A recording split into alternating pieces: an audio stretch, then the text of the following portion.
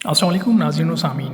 ناظرین، آج ہم آپ سے ایک ایسے واقعے کا ذکر کر رہے ہیں جس کے سننے کے بعد مجھے یقین ہے کہ 80% لوگوں کو اس کی سمجھ نہیں آئے گی، لیکن میں پھر بھی یہ ویڈیو ریکارڈ کر رہا ہوں کہ زندگی کے کسی بھی حصے میں اگر آپ اس کو سمجھ گئے تو یقیناً آپ کی زندگی بدلنے کے لیے کافی ہوگی۔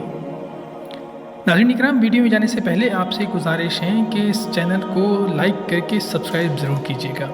چلیے چلتے ہیں ویڈیو کی طرف۔ ناظرین، یہ واقعہ ایک ایسے نوجوان کا ہے جس کی عمر تقریباً 18 سے 20 سال کے درمیان تھی۔ یہ نوجوان پشاور کے ایک نواحی علاقے میں رہتا تھا۔ نوجوان کا کہنا تھا جب ان کے والد کے پاس پیسہ آیا تو انہوں نے اپنے علاقے میں 2 منزلہ مکان تعمیر کیا۔ جس علاقے میں ہمارا گھر بنا وہاں زیادہ تر مکانات چھوٹے اور 1 منزلہ تھے، 1 منزلہ بھی ایسے کہ بعض کے گھر رہنے والے کمروں کے علاوہ کچن یا واش روم کے اوپر کوئی چھت نہیں ہوا کرتی تھی۔ ناظرین اکرام، نوجوان کا کہنا تھا کہ ان کا مشغلہ بن گیا تھا کہ چھت پر جا کے اپنی آنکھوں کی ہوس کے لیے لوگوں کے گھروں میں جھانکتا۔ ایک دفعہ ایسا ہوا کہ کسی مکان میں نئے کرایہ دار آ گئے۔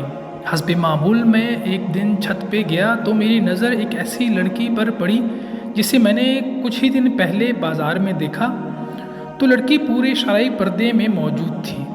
نقاب کے ساتھ ساتھ انہوں نے اپنے ہاتھوں پہ دستانے اور پاؤں میں موزے بھی پہن رکھے تھے۔ مجھے اس لڑکی کی آنکھیں بہت اچھی لگی اور میں نے دل میں خواہش کی کہ کاش اس لڑکی کو میں کسی دن بنا پردے کے دیکھ سکوں۔ ناظرین اکرام، نوجوان کا کہنا تھا کہ اس دن یہ وہی لڑکی تھی جسے میں نے بازار میں دیکھا تھا۔ لڑکی کو بے پردہ دیکھ کر مجھے لگا میری تو لاٹری نکل آئی۔ میں اسے دیکھتا رہا کہ اچانک اس کی نظر مجھ پہ پڑ گئی۔ نظر پڑنے کی دیر تھی کہ لڑکی شرم کے مارے جیسے پتھر ہو گئی۔ اس لڑکی نے مجھے تو کچھ نہیں بولا، لیکن اس کی آنکھوں میں اچانک آنسو آ گئے اور وہ بھاگ کر کمرے میں چلی گئی۔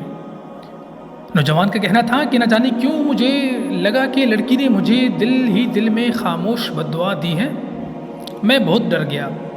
تھوڑی دیر بعد میں کمرے میں جا کے لیٹ گیا تو مجھے شدید بخار ہوا جو مسلسل 3 دن تک جاری رہا۔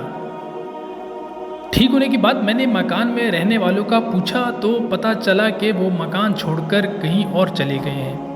میں بہت پریشان تھا اور ڈرا ہوا تھا۔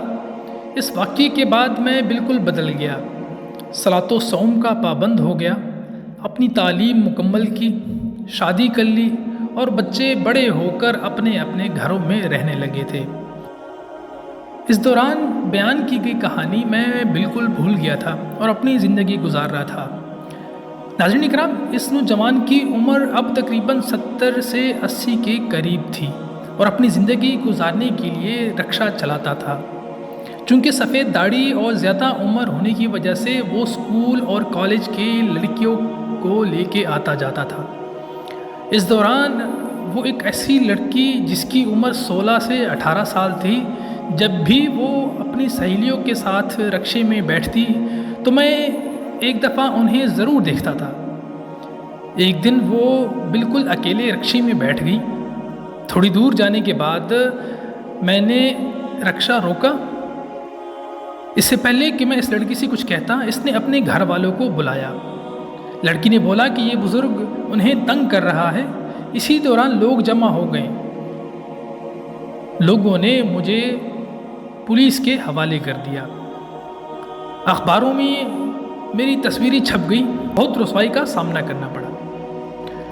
ناظرین کرام، اب وہ نوجوان جس کی عمر اب 70 سے 75 سال ہو چکی تھی کا کہنا تھا کہ آج اس کو یاد آیا کہ جو خاموش بددعا انہیں آج سے 40-45 سال پہلے ملی تھی، 40-45 سال کے طویل عرصے کے بعد اس کو اس کی سزا مل رہی ہے اور اس پر وہ خوش ہے، کیونکہ اگر اس دنیا میں سزا نہ ملتی تو آخرت میں اس کا ازالہ یقیناً انتہائی تکلیف دہ ہونا تھا۔ ناظرین اکرام، آج ضرورت اس بات کی ہے کہ ہم کیوں نہیں سوچتے کہ کہیں ایسا تو نہیں کہ نہ جانے کتنی خاموش بددعائیں ہم سمیٹ رہے ہیں اور سمجھ رہے ہیں کہ ہمیں کوئی پوچھنے والا نہیں۔ یقین کریں قیامت کے روز تو جو ہوگا وہ تو ہو کر رہے گا، اس دنیا میں بھی اس کا حساب دینا پڑے گا۔ شاعر کہتا ہے، عدل و انصاف نہیں حشر کے دن پہ موقوف، عدل و انصاف نہیں حشر کے دن پہ موقوف، زندگی خود بھی گناہوں کی سزا دیتی ہے۔ جب سے یہ واقعہ سنا ہے میں بھی سوچ رہا ہوں، ناظرین کرام آپ بھی سوچیے گا کہ کہیں ایسا تو نہیں کہ ہم روز نہ جانے کتنی خاموش بددعائیں جمع کر رہے ہیں۔ یاد رکھیے کہ کسی دن کسی شخص کی ایسی بد دعا لگ سکتی ہے کہ آپ کی ساری دعائیں رد ہو جائیں گی، کیونکہ خاموش بد دعا کی سزا انسان کو نہ صرف روز قیامت ملے گی بلکہ اس دنیا میں بھی اس کی سزا کاٹنی پڑے گی۔ آخر میں دعا ہے کہ اللہ ہمیں کسی کی آہ اور خاموش بد دعا سے محفوظ رکھے۔ آمین ثم آمین۔